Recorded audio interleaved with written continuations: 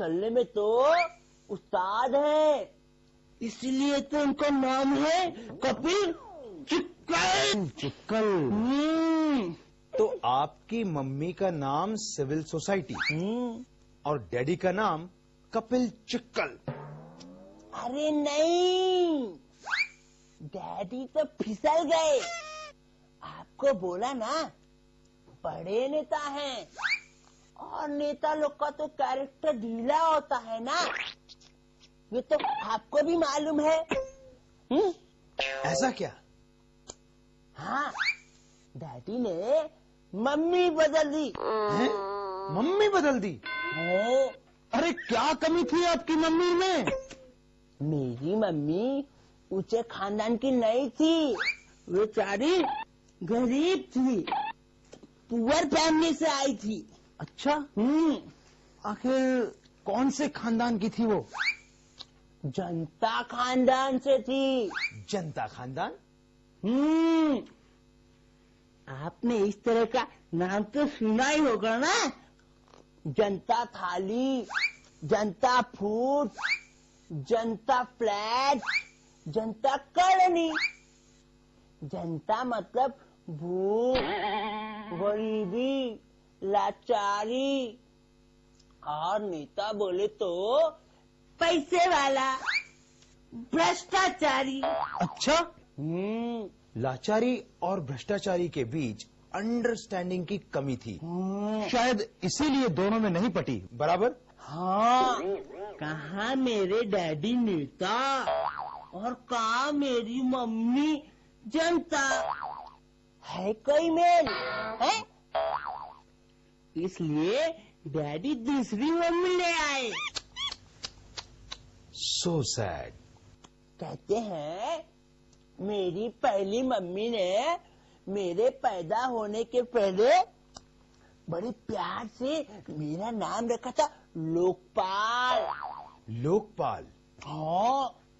अच्छा, बहुत प्यारा नाम है ये तो। यानी लोक के हितों को पालने वाला, जनता के हित की बात करने वाला, लोकपाल। मेरी माँ ने सोचा था मैं बड़ा होकर कंट्री में करप्शन को कंट्रोल करूंगा।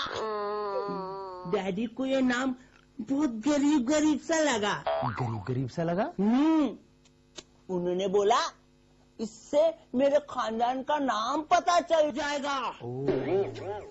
तो डैडी ने मेरा नाम ही बदल दिया, लोकपाल कर दिया। लोकपाल से मेरा नाम जोगपाल कर दिया। जोगपाल क्यों? वो क्या है ना, मेरे डैडी को जोक पसंद है। जब भी कोई उनसे उनके कामों का हिसाब मांगता है ना, तो वो जोक सुनाने लगते हैं, जिससे सबका ध्यान हटकर उनके जोक्स पर चला जाता है। फिर डैडी के कर्मों पर पर्दा गिर जाता है। अच्छा, तो जी आप कौन साहब? अबे चप्पड़ गंजू, मुझे नहीं जानता, अंदर डाल दूंगा। देखिए साहब, मैं सिर्फ नेताओं को जानता हूँ, वो भी मंत्री और मुख्यमंत्री को। अबे सीबीआई ऑफिसर हूँ मैं। हमारा नाम सुनते ही ना तुम्हारे मंत्री और मुख्यमंत्रियों की लग जाती है बाट। माफ कर दो साहब। चल ठीक है, ये बता तू किसका एजेंट है? अन्ना हजारे का कि रामदेव बाबा का? साहब, न मैं अन्ना हजारे जी का एजेंट हूँ और न बाबा जी का एजेंट हूँ। मैं तो सिर्फ बड़े बड़े नेताओं की काटता हूँ बाल। तो फिर बाल काटते समय महाराष्ट्र के मंत्री और मुख्यमंत्रियों से क्या फालतू की बातें करते रहता है?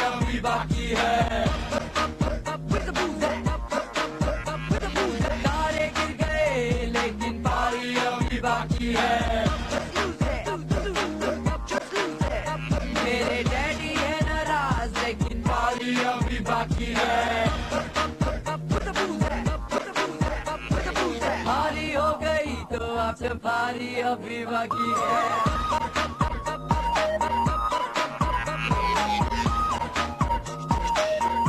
नंगों को रोकना है तो पार्लियामेंट में जाइए।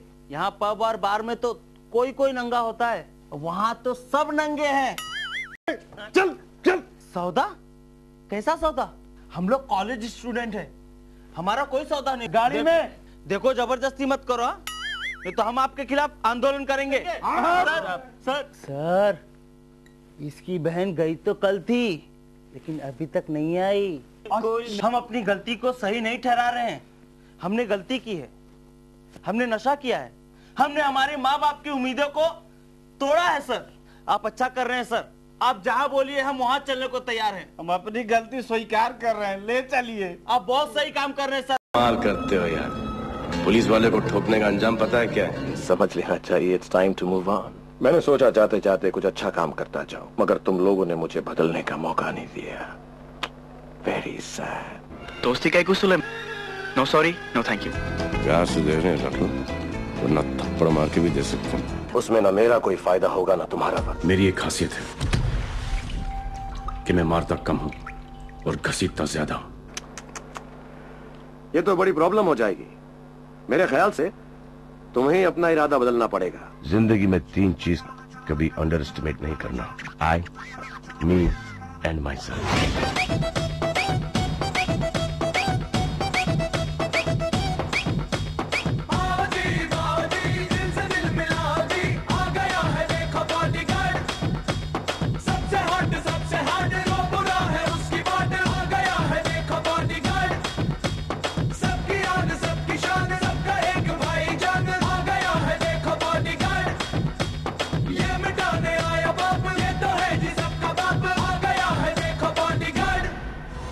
मैं एक बॉडीगार्ड हूं।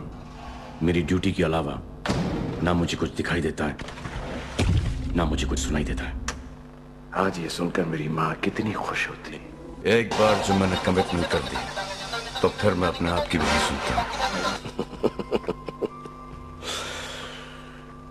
अब मुझे कोई नहीं रोक सकता। बेटा, एक गुटखा खाने का इतना शौक है तो एक काम कर, एक दोस्त और बना।